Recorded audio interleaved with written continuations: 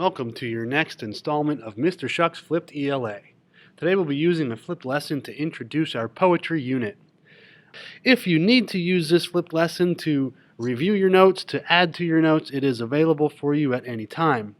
So we'll start today with a quick 5 to 10 minute journal entry on what is poetry. Now that you've completed your journal entry, we're going to move forward and take some notes on some terms that are used specifically for poetry. Now I'm going to move my way through this PowerPoint a little bit faster than usual, so please remember that you can pause the video at any time and you can rewind the video and watch it as many times as you need to. Verse is a term that is used meaning the writing that has a metrical rhythm to it, or in other words, poetry. Meter is the rhythm that is found in poetry. When we talk about meter in poetry, we typically associate it with the syllables or the beats in each line of a poem. There are some poems that have a set meter or a pattern of syllables, beats, and rhyme. A stanza is a group of lines in a poem. A couplet is an example of a two-lined stanza. An example of a rhyming couplet coming from Shakespeare's sonnet number 130. And yet by heaven I think my love as rare as any she belied with false compare. When we talk about rhyme scheme, we are referring to the pattern of rhymes in a poem. Whenever we assign a rhyme scheme to a poem, we will assign letters to the lines. Rhyming lines will receive matching letters. I do have an example of the first few lines of a poem by Robert Frost. The poem is called Design, and as you can see from the letters at the end, that the lines ending with the red letter A all rhyme, and the lines ending with the blue letter B also rhyme. I found a dimpled spider, fat and white, on a white heel all, holding up a moth like a white piece of rigid satin cloth. Assorted characters of death and blight mixed ready to begin the morning rite, like the ingredients of a witch's broth, a snowdrop spider, a flower like a froth, and dead wings carried like a paper kite. From this section of the poem, you can see that the rhyme scheme follows the format A-B-B-A, A-B-B-A. Free verse is a type of poetry that lacks a regular meter, rhyme, or form. According to the great American poet Robert Frost, free verse is like playing tennis without a net. In other words, Robert Frost was not a fan of free verse style poetry. He believed that taking the meter and the rhyme and the form away from a poem ceases to make it a poem. An example of some free verse poetry from I Sit and Look Out by Walt Whitman. I sit and look out upon all the sorrows of the world and upon all oppression and shame. I hear secret convulsive sobs from young men at anguish with themselves, remorseful after deeds done. I see in low life the mother misused by her children, dying, neglected, gaunt, desperate. A ballad is a type of a romantic and sentimental poem with the same melody for each stanza. Ballads are often accompanied by music.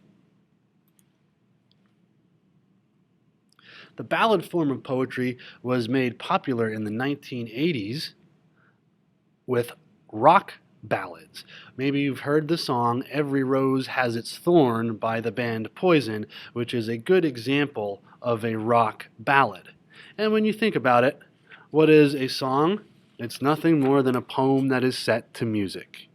A haiku is a Japanese verse form. Haikus consist of 3 unrhymed lines that follow a syllable pattern of 5-7-5. Here's an example of a haiku called The Sun by Anna Marie Beloy. The sun is magic. I feel the need to hug it.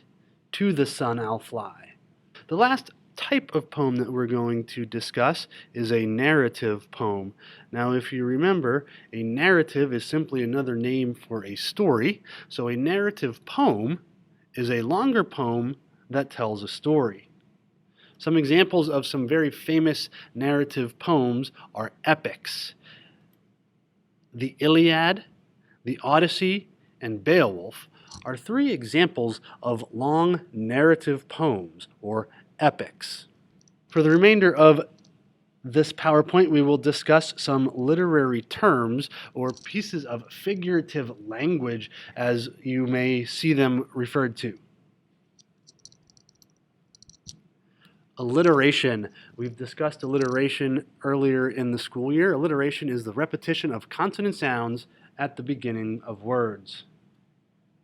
Hyperbole is also a review term for us. Remember that hyperbole is an exaggeration for the sake of emphasis, saying something like, "I'm so hungry I could eat a horse," or "my book bag weighs a ton," would be a good example of hyperbole.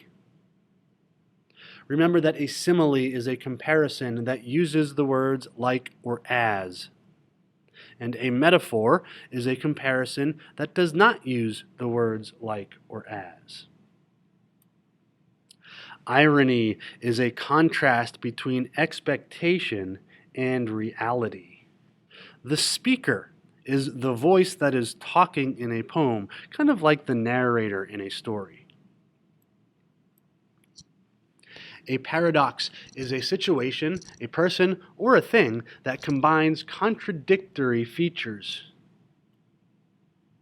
For example, to bring peace, we must go to war. This would be an example of a paradox because peace and war contradict one another.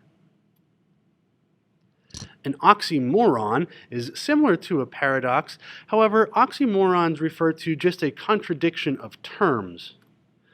When you think about oxymorons, some pretty popular oxymorons come to mind, such as jumbo shrimp, or bitter sweet, or if you've ever heard someone say it's your only choice. Or if you put something in the freezer and you keep it there too long, it may get freezer burn. Those are all examples of oxymorons because the words contradict one another. Tone is the general attitude of a piece of writing. When we talk about tone, we typically talk either positive or negative, happy, sad, angry. Connotation refers to the ideas or feelings that you get about a word. Connotation is usually positive or negative. The word reward has positive connotation to it. We typically think of a reward as being something good.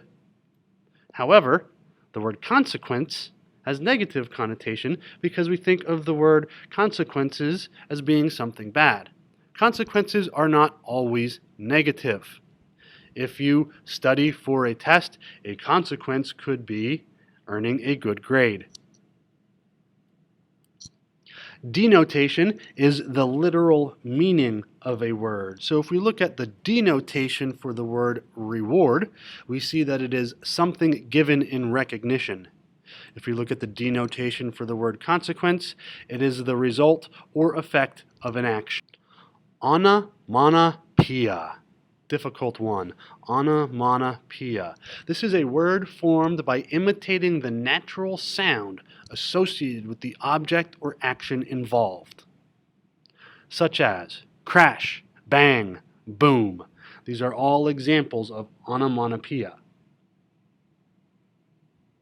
Personification is a term that we should all be familiar with. This is when we give human characteristics or qualities to non-human objects, such as Death grinned and his eyes lit up.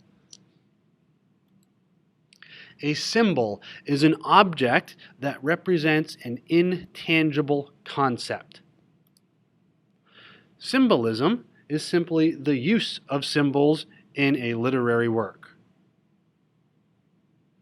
The last two slides of this PowerPoint are slides that discuss some common symbols that we will see not only in poetry, but we see a lot of symbols in television, in movies, and in the novels that we read as well.